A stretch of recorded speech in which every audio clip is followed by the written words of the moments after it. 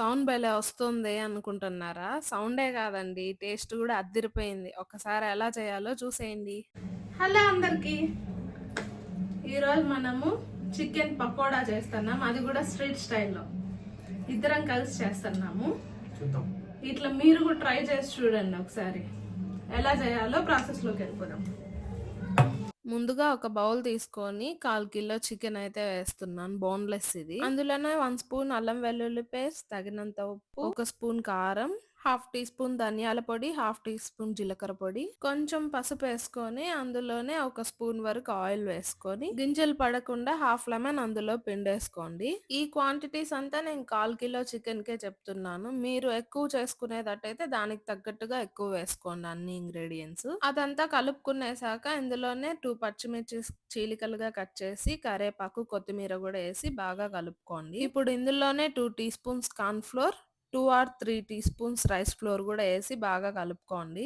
మనం కలుపుతున్నప్పుడు ఇదంతా మనకు చాలా గట్టిగా డ్రైగా అనిపిస్తే జస్ట్ లైట్ గా నీళ్లు చిలకరించి చల్లుకొని కలుపుకోవాలి. అంతా కలిపేశాక మనకు టెక్స్చర్ ఇలా ఉంటే సరిపోతుంది, పర్ఫెక్ట్ గా వస్తాయి. ఇప్పుడు ఇది మనం 2 అవర్స్ మ్యారినేషన్ చేసుకుందాం. ఇప్పుడు స్టవ్ ఆన్ చేసి బాణలు పెట్టి డీప్ ఫ్రై కి సరిపడా ఆయిల్ వేసుకుందాం. ఇప్పటికి 2 అవర్స్ అయింది మ్యారినేషన్ పెట్టి, చూడండి.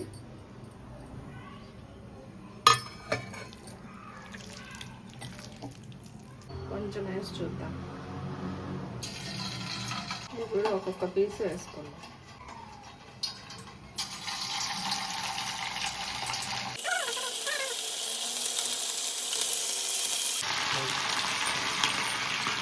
ఇప్పుడు ఫ్రై చేసుకుందాం, మిగిలింది మళ్ళీ వేస్తాం. అది తీసి ప్లేట్లో వేసుకోవాలి. నూనె పీల్చకుండా ఒక టిష్యూ వేసుకుందాం.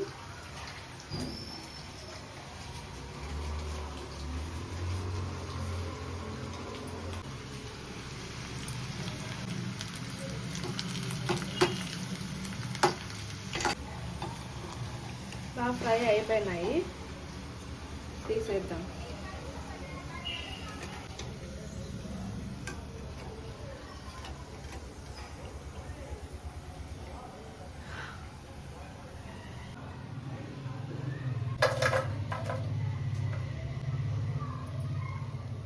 మిగిలినవి కూడా వేసేసుకుందాం.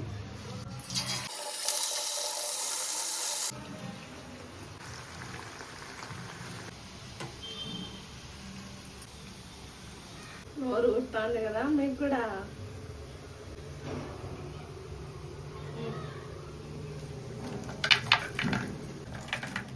మా ఆయనకి జీడిపప్పు వేస్తే ఇంకా ఇష్టం, అందుకే మా ఆయన కోసం.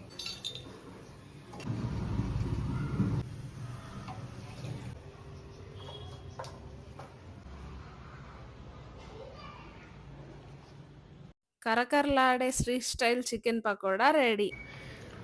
అప్పుడే అయిపోయిందా? చాలా ఫాస్ట్గా చేస్తావా?